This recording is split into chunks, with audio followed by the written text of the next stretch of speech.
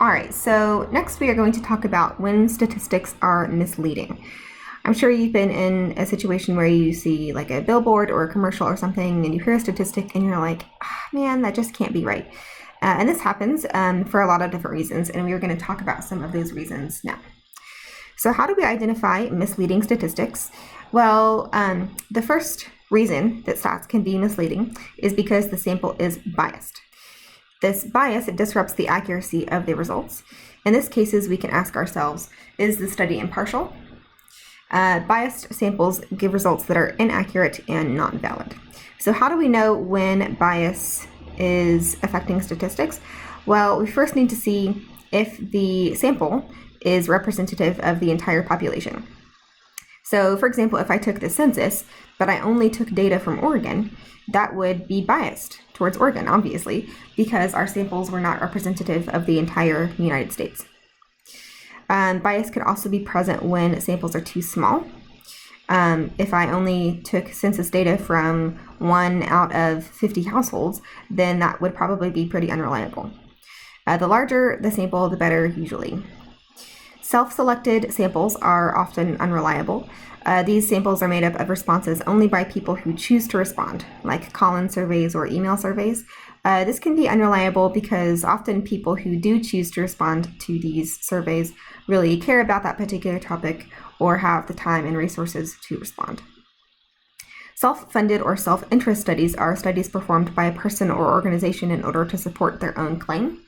So sometimes a group will pay a bunch of money for certain people to be surveyed, and they really want a certain result, and so they will kind of skew the data in their favor. Bias can also be present in the phrasing of questions or presentation of information, which can be written in a way that influences the response of the sample. So that is how bias is present. And then there are numerical ways that statistics can also be misleading. So we could have an outlier. An outlier is a data point that is distant from all the other data points.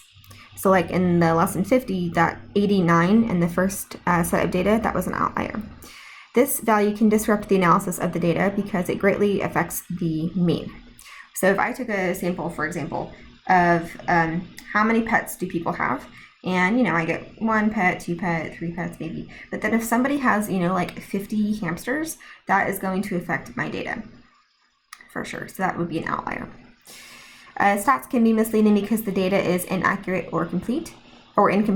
Sometimes when data is given to the public, the baseline is ignored, whether accidentally or intentionally. This error is when the researchers or company compare raw numbers without adjusting for the expected baseline differences. This creates inaccurate information and arbitrary comparisons. We can also have improperly displayed statistics. So data is often shown in visual displays like bars or line graphs, but sometimes these can be displayed in ways that make the data confusing or misleading. So it's important to keep the scale and the purpose of the display in mind when analyzing data with visual representations. And finally, we could have a calculation error. This happens because we are human, so we should always check our data for calculation errors. All right, so let's look at 2 examples of statistics that may be misleading. 4 out of 5 dentists recommend our toothpaste. We hear this all the time on toothpaste commercials. How can this be misleading? Well, there are lots of different ways. First of all, our sample could be too small. We could only have asked 5 dentists, right? Or 10.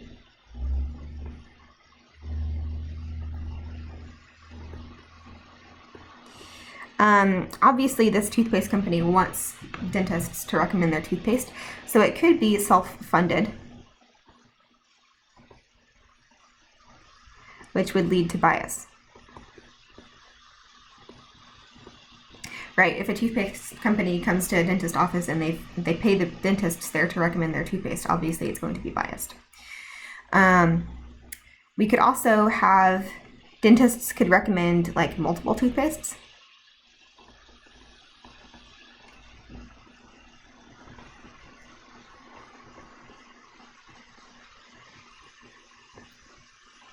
So in that case, right, they're not just recommending yours, they're also recommending somebody else's, but they're not saying that they recommended somebody else.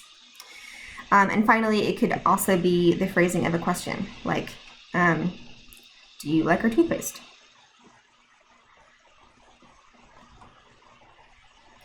If they asked the question in this way, it's really hard to say no, right? No, I don't like your toothpaste. So the phrasing could be misleading as well.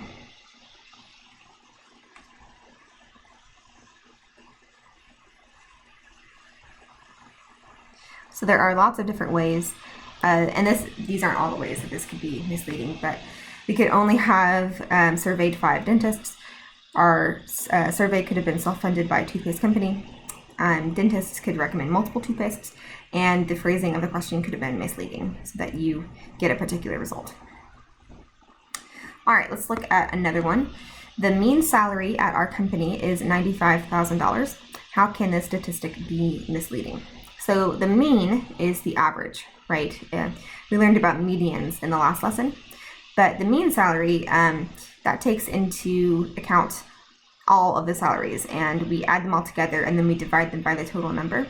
So this could be misleading because oftentimes CEOs, CFOs, stuff like that, people at the top make a lot of money, but their huge salaries are included in the mean.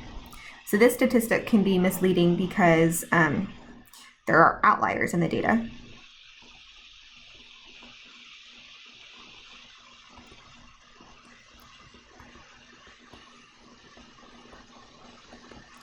So like the salary of the CEO, CFO, these are really high. And that will affect the mean salary and make it higher than you would expect.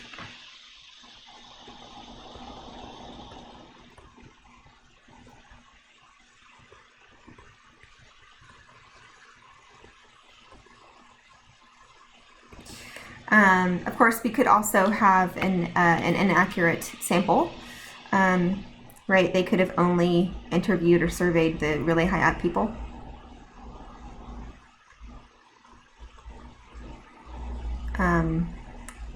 Not representative sample.